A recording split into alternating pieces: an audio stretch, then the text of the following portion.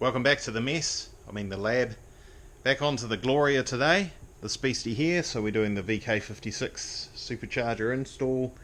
You have a look back through the videos, you'll see what we're up to. So the dash is mechanically driven speedo on that thing, right? So it doesn't have wires coming from computers and sender units and buzzy things happening and little magnets inside it and wee and the speedo works. It's got big old archaic, what they did years and years ago, cable goes into the back of the dash. It's got a square drive fitting there. That's actually pulled off. My bad. We need to shorten the cable anyway, it doesn't matter. So that screws into the back of the speedometer. That goes round and round and round like that. The other end has this fitting here, and that goes onto that fitting, which has now been quite highly modified. Normally that would go into the gearbox, and it has a gear on the end of it that's driven by something inside the gearbox. So because we don't have that fitting in the modern gearbox, everything's driven through the ABS.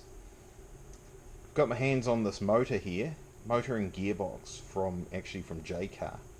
Taken the gearbox apart, modified it, changed the ratio on it to something more suitable for what I'm doing, replaced the motor with a faster motor, taken that motor apart and tweaked the location of the end bell to get more revs out of it, and so now with that combination there we can drive the speedo as tested on the bench up to approximately 190 kilometers an hour, which is heaps. I don't suspect we're going to worry about anything beyond that.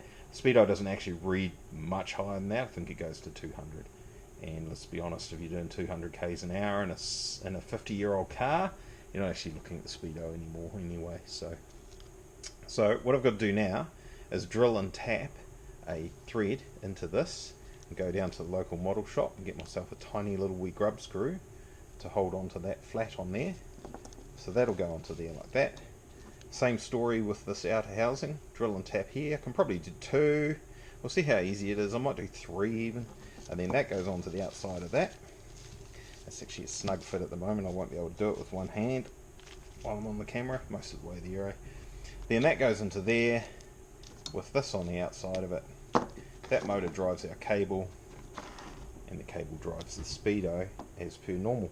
And the advantage there is you can put that cable any length you want, and you can fit that anywhere in the car that's suitable, as long as it's dry and free from dust and all that sort of crap. And pan back to me, there you go, beautiful face. And then we can set things up in the G4 Plus software in our Link Extreme ECU, and we can drive that from a PWM output, pulse width modulation. So you have a fancy little solid state relay, send a little signal from the computer. Basically it's a given frequency, and then you change the duty cycle of it, or it might be a given duty cycle and change the frequency, whatever it is. It's basically how they control electric drills and things like that, a very similar thing.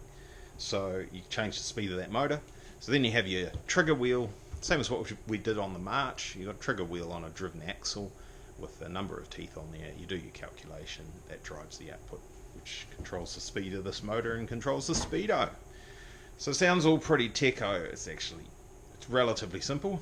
We're just going to make sure it actually works properly on the bench and there's not going to be any dramas, but in theory it's all going to be good.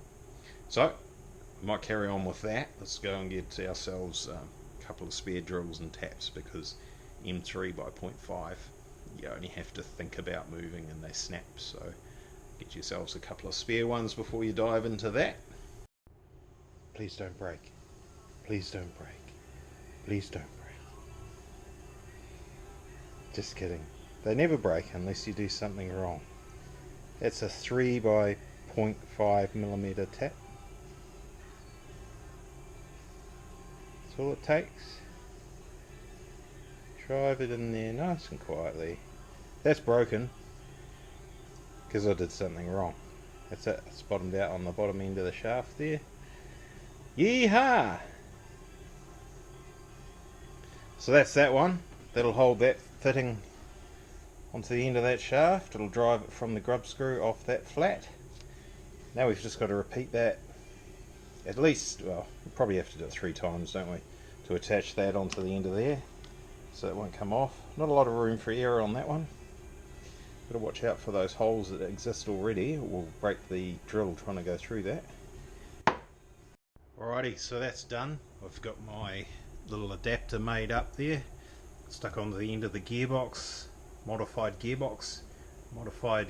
motor, electric motor, and sitting on a rag just so it doesn't make so much noise sitting on the bench. That'll be rubber mounted in the car. Here's the instrument cluster, complete with dash actually. I think this needs a bit of a retrim, eh? She's shrunk over the ears. That's supposed to be over here, so we'll probably take this off and deal with that. That's over to the customer. I would imagine that's going to happen with the amount of effort that we're putting into this. We're not going to stop short on something you're going to stare at every time you get in the car. So anyway, this is a bit of a jury rig. I wouldn't recommend doing things like this without fuses and stuff like that, but here's our positive wire. We bang that in there. There you go. That motor's screaming away.